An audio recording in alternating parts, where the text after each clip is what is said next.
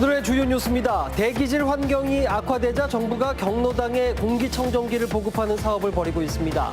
하지만 어찌된 일인지 예산이 확보됐는데도 사업은 좀처럼 추진되지 않고 있다고 합니다. 충청북도의회가 의정비 심의위원회 결정에 전적으로 따르기로 했습니다. 이런 가운데 의정비 인상에 칼자루를 쥐고 있는 의정비 심의위원회 구성 과정에서 잡음이 일고 있습니다. CJB가 보도한 충북도 내 한 장애인 시설의 인권 침해 의혹이 사회적 파장을 일으키고 있습니다.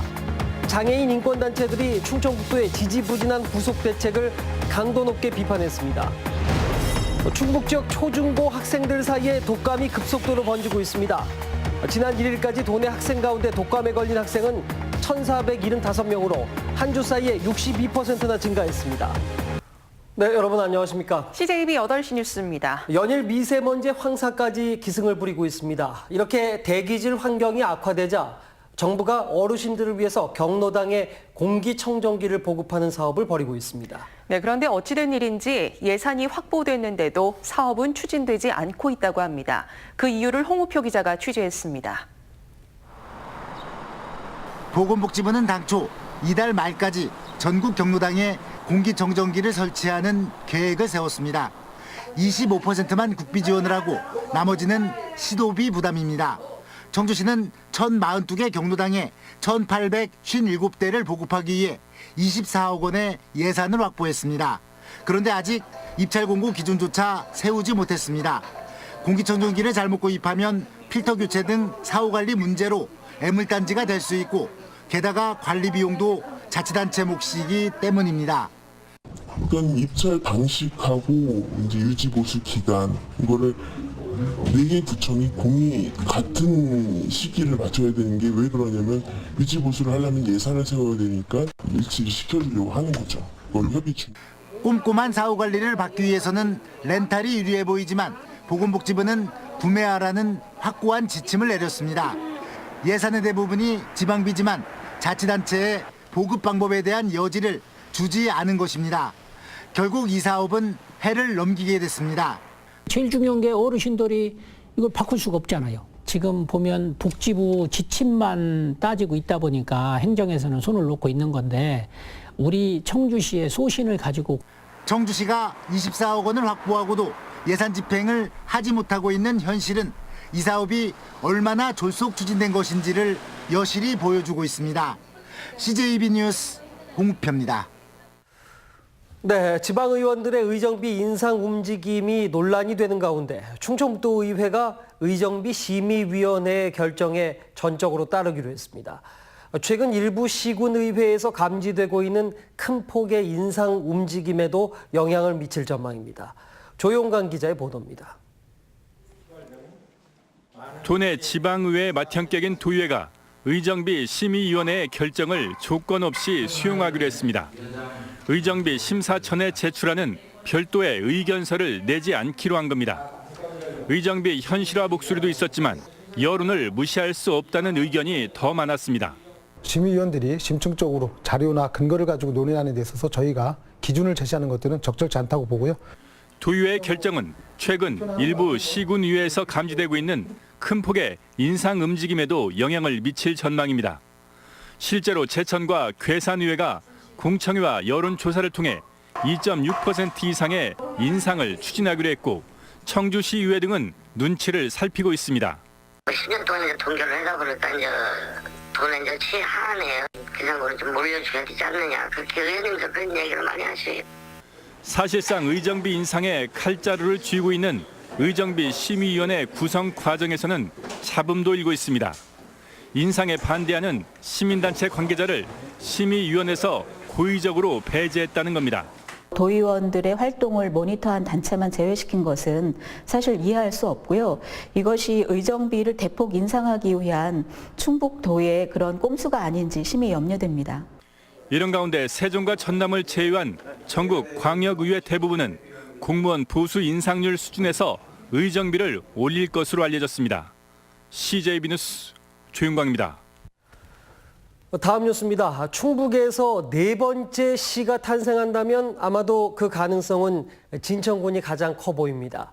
진천군이 보다 현실적이고 빨리 될 수 있는 방향으로 시승격 전략을 수정했습니다. 조상우 기자가 취재했습니다.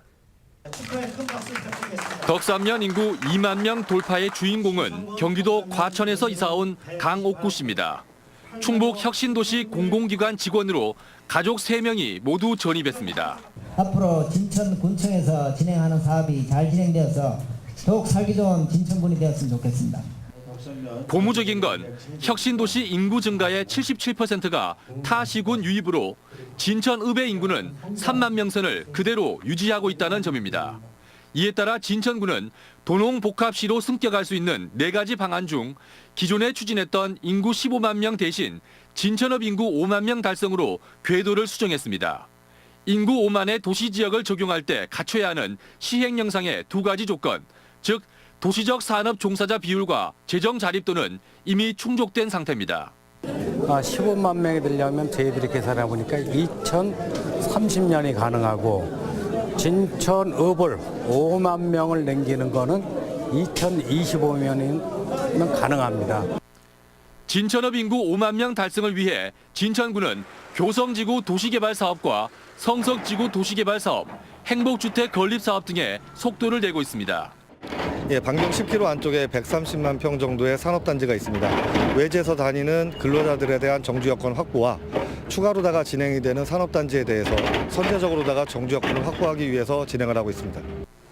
진천군은 현재 7만 7천여 명인 군 전체 인구가 시승격 목표로 잡은 2025년경에는 13만 명 정도로 증가할 것으로 기대하고 있습니다.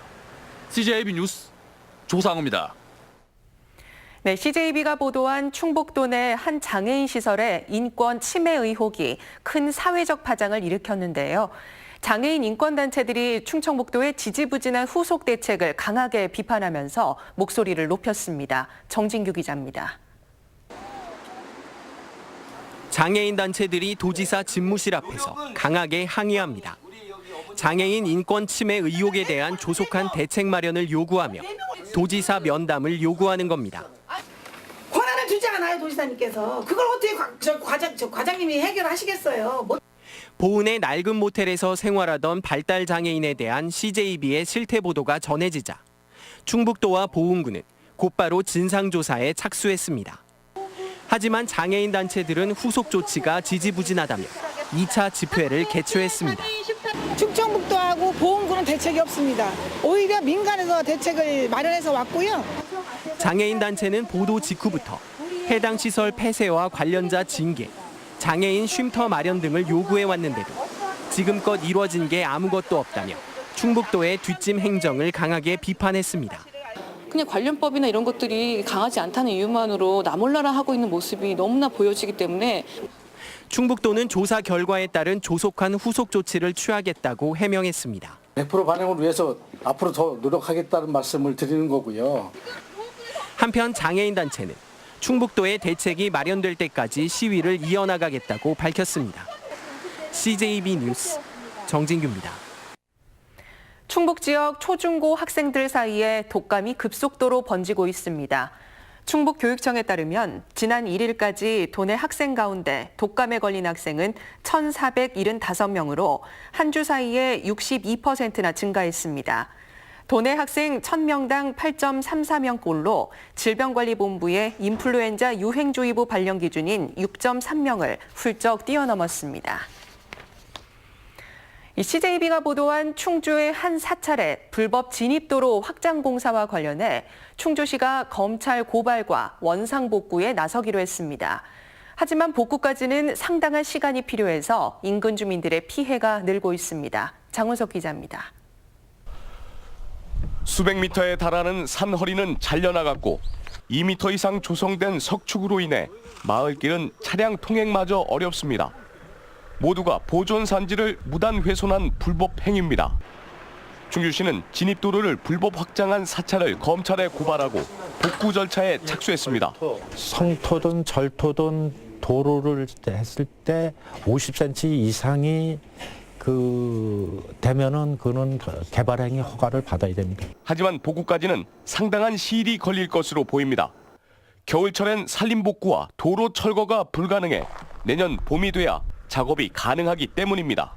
복구하게 되면 아무래도 그걸 내가 길을 만들어야 될 거 아니야. 내가 복구비를 떼서 해야지. 인근 펜션은 문을 닫아야 할 처지라며 하소연합니다. 눈이 내릴 경우 가파른 비탈길로 변한 유일한 마을길을 이용할 수가 없어 영업이 불가능하다고 주장합니다.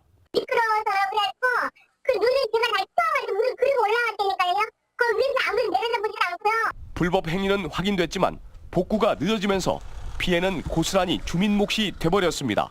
CJB 뉴스 장원석입니다.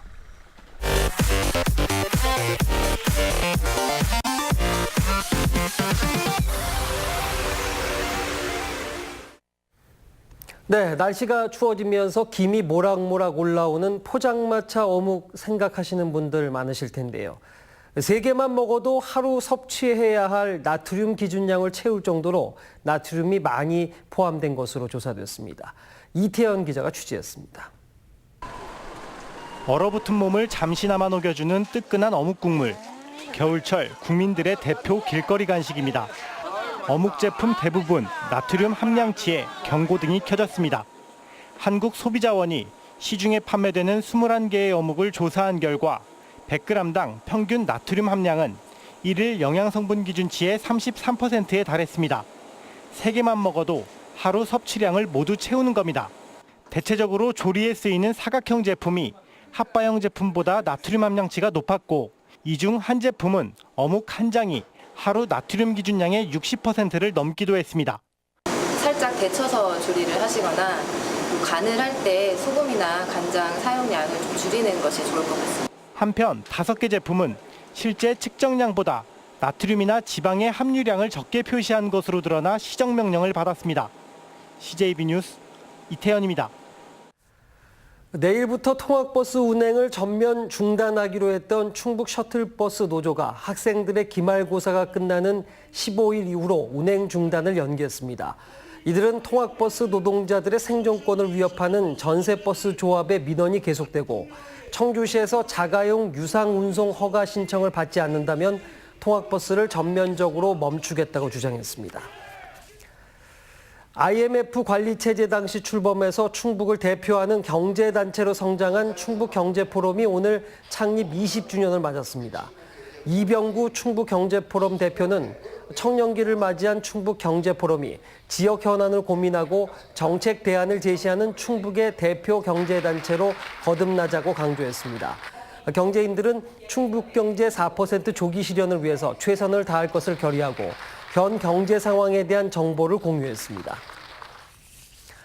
최현국 중장이 공군사관학교 신임 교장으로 취임했습니다. 최현국 교장은 공사 33기로 공군 16 전투 비행단장과 공군 교육사령관을 거쳤습니다. 한편 전임 교장인 황성진 중장은 공군본부 참모차장으로 자리를 옮겼습니다. 네, 다음은 저희 CJB의 희망 2019 나눔 캠페인 성금을 보내주신 분들입니다. 해성약품 주식회사 진선메디칼 임직원 일동이 어려운 이웃을 위해 써달라며 2,055만 800원의 정성을 모아 저희 CJB를 직접 방문해 전달해 주셨습니다. 청주 용암세원 한아름 아파트 주민 일동이 200만 원, 청주 산남대원 2단지 주민 일동이 158만 7천 원을 기탁했습니다. 청주 용암 소라 아파트 주민 일동이 120만 원, 농업회사 법인 주식회사 정명바이오 이준식 양용성 공동대표의 직원 일동이 100만 원, 청주 용암 효성 아파트 주민 일동이 70만 원의 정성을 모아주셨습니다. 충주시 치과의사회 정성훈 김민구 씨가 각각 50만 원, 청주 남일면 가신 1, 2 주민 일동, 배단위 단기 보호시설, 새마을 부녀회 일동이 10만 원, 청주 남일면 한상길 씨가 5만 원의 성금을 보내주셨습니다. 성금을 보내주신 분들께 감사드립니다. 저희 CJB는 연말연시를 맞아 주변의 어려운 이웃을 돕기 위해 충북사회복지 공동모금회와 희망 2019 나눔 캠페인, 적십자사 충북도지사와 희망나눔 적십자 모금 캠페인을 새해 1월 말까지 진행하고 있습니다. 성금을 보내주실 분들은 CJB를 직접 방문해 주시거나 농협과 신한은행 계좌를 이용해 주시면 됩니다. 네, 다음 뉴스입니다. 청주 대성고 총동문회는 오늘 모교 운동장에서 최근 전국대회에서 2연승을 거둔 축구부의 리무진 버스를 기증했습니다. 리무진 버스는 1억 9천만 원 상당으로 오영식 동문회장이 1억 원을 기탁하고 김진홍 사무총장과 40여 명의 동문들이 십시일반 모은 성금으로 구입한 것입니다. 이어 열린 대성인의 밤 행사에서는 대성고 30회인 한국전자재료 최병덕 동문이 학교 발전에 이바지한 공로로 자랑스러운 대성인 수상자로 선정됐습니다. 네, 월요일 저녁 CJB 8시 뉴스 여기서 모두 마칩니다. 함께해 주신 여러분 고맙습니다.